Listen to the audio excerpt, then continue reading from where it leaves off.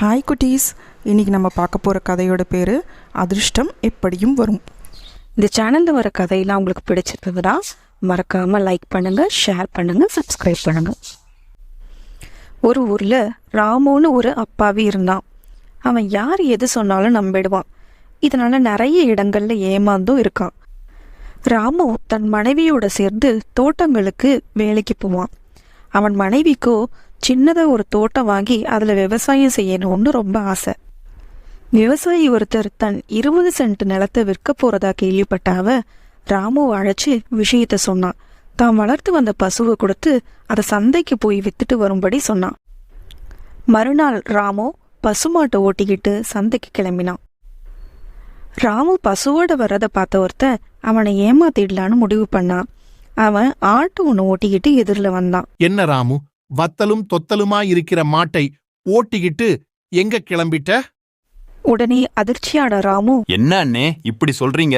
எங்க பசுமாடு நல்லாத்தானே இருக்கு அப்படின்னு சொன்னான். ராமு, நல்லா பாரு, உன் பசுமாடு ரொம்ப மெலிஞ்சு போயிருக்கு. பாரு, கால் கூட சூம்பி போன மாதிரி இருக்கு. இத கூட்டிக்கிட்டு சந்தைக்கு போனீங்கன்னா ஒருத்தனும் வாங்க மாட்டான் அப்படின்னு சொன்னான். உடனே ராமு கவலையா, ஐயோ, என் சம்சாரம் இத வித்துதானே அந்த தோட்டத்தை வாங்கறதா சொல்லுச்சு. நீ ஒன்னும் கவலைப்படாத. இந்த ஆட்டை ஓட்டிட்டு போ, மாட்டை எங்கிட்ட கொடுத்துடு. இந்த ஆடு நல்ல விலைக்கு போகும். கொண்டு போய் சந்தையில வித்து உன் சம்சாரத்துக்கிட்ட கொடு அப்படின்னு சொன்னான். ராமுவும் அவன் சொன்னதை நம்பி மாட்டை கொடுத்துட்டு ஆட்டை வாங்கிட்டு அங்கிருந்து நடக்க ஆரம்பிச்சான். மாட்டை வாங்கியவன் ராமுவை ஏமாத்திய சந்தோஷத்துல அங்கிருந்து கிளம்பினான். கொஞ்ச தூரம் நடந்தபோது எதிரில் இன்னொருத்தன் கையில கோழியோட வந்துட்டு இருந்தான். அவனுக்கு ராமுவை பத்தி நல்லா தெரியும். அவனை ஏமாத்திடலான்னு முடிவு பண்ணான். என்ன ராமு, இவ்வளவு முத்தலான ஆட்டை புடிச்சுக்கிட்டு எங்க போற? நல்லா பாருங்க, அது இளமாடுதான். சந்தைக்கு கொண்டு போய்கிட்டு இருக்கேன். என் மனைவி இத வித்துதான் ஒரு தோட்டம் வாங்க போறா. அட என்னப்பா, இவ்வளவு வயதான ஆட்டை கொண்டு போய் எப்படி வித்து உன் பொண்டாட்டிக்கு தோட்டம் வாங்க பணம் கொடுப்ப? நான் சொல்றதை கேளு. இந்த கோழிய பாரு. இத கொண்டு போனீன்னா நிறைய பணம் கிடைக்கும். அதை கொண்டு போய் உன் சம்சாரத்தை கிட்ட கொடுப்பியா? அவனோட பேச்சில் குழம்பி போனா ராமு, வயசான ஆடுன்னு தெரியாம வாங்கிட்டோமே அப்படின்னு ஆட்டை கொடுத்துட்டு கோழிய வாங்கிக்கிட்டான். கோழியோடு நடந்து வந்த ராமுவை எதிரில் வந்த ஒருத்தன் பார்த்தான். உடனே இவனை ஏமாத்தி கோழியை பறிச்சுக்கணும்னு நினைச்சான். என்ன ராமு, கையில கோழிய புடிச்சுக்கிட்டு போயிட்டு இருக்க?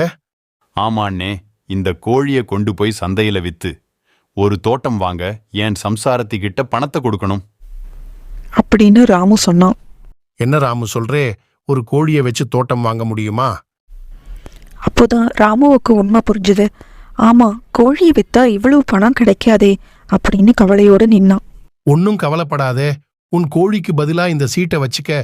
இத கொண்டு போய் சந்தையில இருக்கிற கடையில காண்பிச்சீன்னா வேணுங்கிற பணம் கொடுப்பாங்க அப்படின்னு சொல்லி ஒரு சீட்டை கொடுத்துட்டு கோழியை அவன்கிட்டேருந்து வாங்கிட்டு விறுவிறுன்னு நடந்து போயிட்டான். ராமு வந்து சீட்டை எடுத்துக்கிட்டு சந்தையில போய் ஒரு கடையில காட்டினான். அதை வாங்கி பார்த்தவன், தம்பி, உன் லாட்டரி டிக்கெட்டுக்கு ₹1,00,000 விழுந்திருக்கு, வான்னு பக்கத்துல இருந்த வங்கிக்கு கூட்டிட்டு போனான். வங்கியிலிருந்து அவனுக்கு சேர வேண்டிய பணத்தை வாங்கி கொடுத்தான். ராமு அவனுக்கு நன்றி சொல்லிட்டு சந்தோஷமா வீடு திரும்பினான். தன் மனைவி கிட்ட நடந்த விஷயத்த சொன்னான். அவன் மனைவி ராமுவோட ஏமாளித்தனத்தை நினைச்சு கவலைப்பட்டாலும் அதிர்ஷ்டம் அவங்கள தேடி வந்ததை நினைச்சு சந்தோஷப்பட்டா.